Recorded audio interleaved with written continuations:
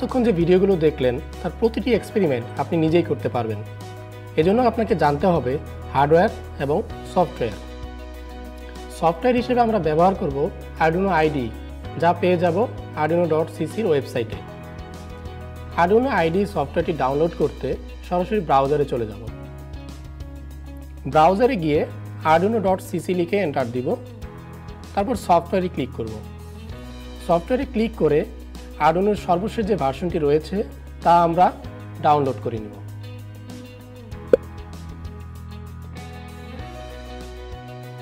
Hardware অংশে থাকবে Arduino Advance Learning Kit,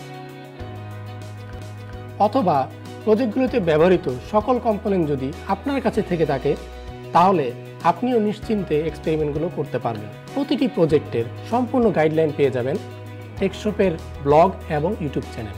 তাহলে চলুন দেখে আসি কি কি রয়েছে Arduino Advance Learning Kit-এ।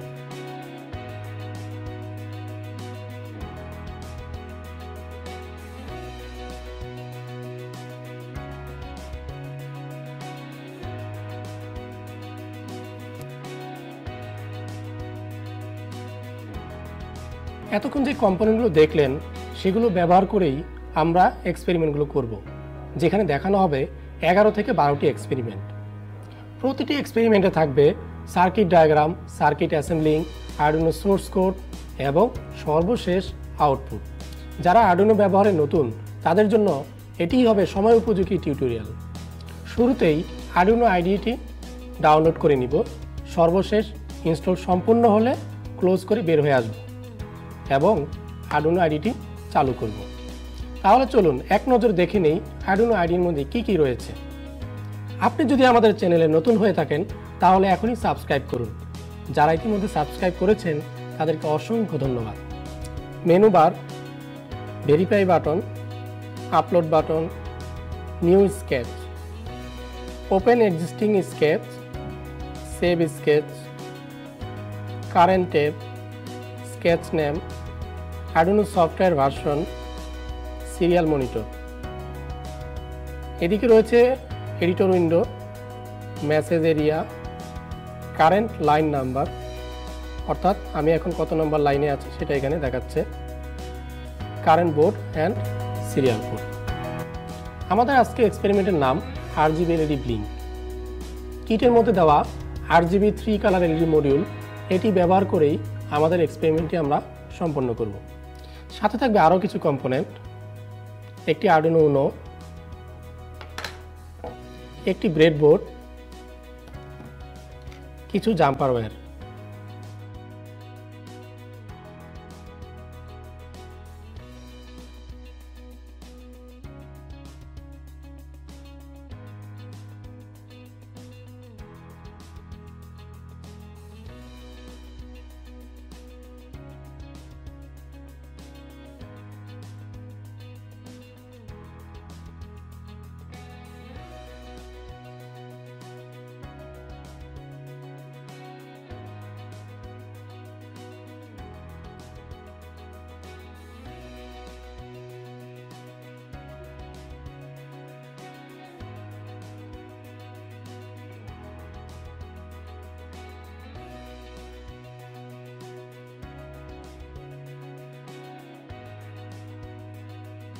Arduinoর মধ্যে থাকা এক্সাম্পলের ভিতরে যে বিলিং কোডটি দেওয়া রয়েছে সেই কোডটি সম্পর্কে একটু জেনে নিই।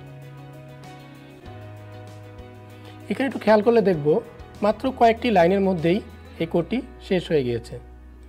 এখানে LED বিল্ট ইন, এই পিনটি হচ্ছে Arduino 13 নম্বর পিন। এই পিনটাকে এখানে দেখানো হয়েছে LED বিল্ট ইন নামে।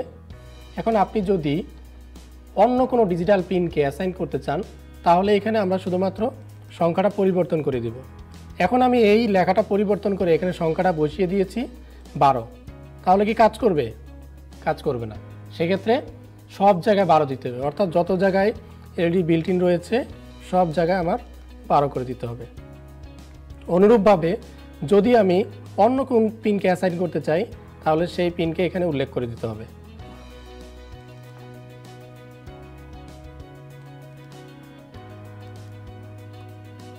তার মানে আমি Arduinoর 9 নম্বর পিনকে আউটপুট হিসেবে ডিক্লেয়ার করেছি এবং সেই পিনকে হাই 1000 মিলিসেকেন্ড পরে আবার সেটাকে লো করে দিচ্ছি, তাহলে হয়ে গেল।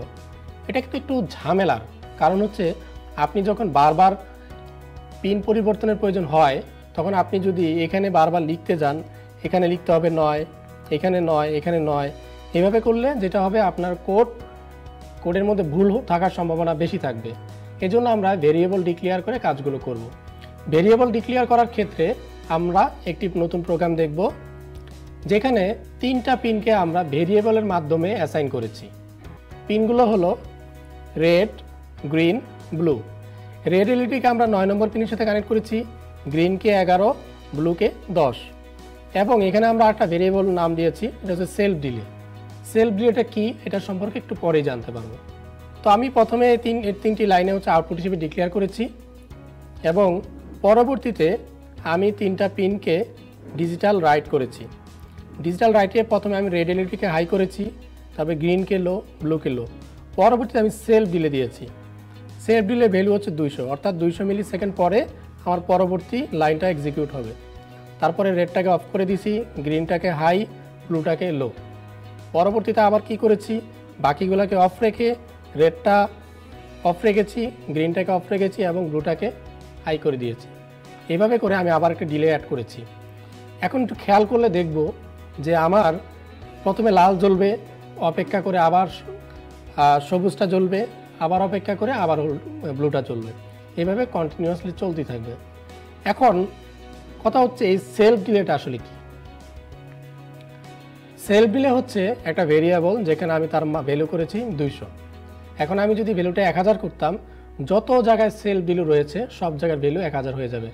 তাহলে কি আমার কোড যতই বড় হোক, যদি একই ডিলে সব জায়গায় দেওয়ার মতো হয় বা সব জায়গায় দিতে চাই, তাহলে আমি একটা ভেরিয়েবল কল করলে সেই ভেরিয়েবলের মান যদি 200, 500 যাই করি না কেন, সেই ভ্যালুটা সব জায়গায় এক্সিকিউট হবে। অর্থাৎ আমি শুধু মান দিলে তো বারবার পরিবর্তন করতে হতো, কিন্তু এখন সেটা আর করতে হবে না। আমি সেলফ ডিলেকে 200-র জায়গায় 500 করে দিলে যত জায়গায় সেলফ ডিলে রয়েছে সব জায়গায় 500 এক্সিকিউট হবে। আশা করি ব্যাপারটা বুঝতে পেরেছেন। প্রোগ্রাম আপলোড করার ক্ষেত্রে কিছু সিলেকশনের ব্যাপার রয়েছে, যা আমরা এখন দেখে নিব। প্রথমে টুলসে চলে যাব। টুলসে গিয়ে আপনার কাঙ্ক্ষিত যে আরডুইনো বোর্ডটি রয়েছে সেই বোর্ডটি আমরা সিলেক্ট করে নিব। এখানে অনেক রকম বোর্ড থাকতে পারে, আরডুইনো উনো থাকতে পারে, ন্যানো থাকতে পারে। সো আমরা আরডুইনো উনোটা সিলেক্ট করলাম। তারপরে চলে যাব কম্পোর্ট। কম্পোর্টে এখানে দেওয়া রয়েছে COM4। সো আমরা COM4টি সিলেক্ট করে নিলাম। সিলেকশনের কাজ শেষ। এবার হচ্ছে আমরা প্রোগ্রামটা আপলোড করব। প্রোগ্রাম আপলোড সম্পন্ন হয়ে গিয়েছে।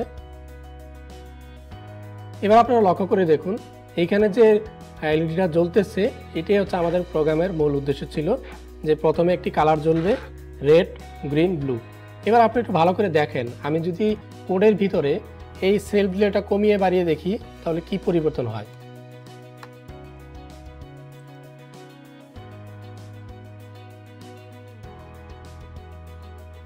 দেখেন আমি অলরেডি কিন্তু একটা জায়গায় পরিবর্তন করছি, কিন্তু এখানে ডিলেটা কিন্তু সব জায়গায় অ্যাপ্লাই হয়ে গেছে। অর্থাৎ গ্রিনের পরেও আমার 1000 মিলি সেকেন্ড, ব্লুর পরেও 1000 মিলি সেকেন্ড এবং রেডের পরে 1000 মিলি সেকেন্ড পরে ডিলে অ্যাপ্লাই হয়ে গিয়েছে। আশা করি আপনারা এই পুরো বিষয়টাকে বুঝতে পেরেছেন। সো এই ছিল আজকের ভিডিও। ভিডিওটি কেমন লাগলো অবশ্যই কমেন্ট করে জানাবেন, এবং ভালো লাগলে অবশ্যই ভিডিওতে একটা লাইক দিবেন। দেখা হবে পরবর্তী কোনো ভিডিওতে। সুস্থ থাকবেন, ভালো থাকবেন।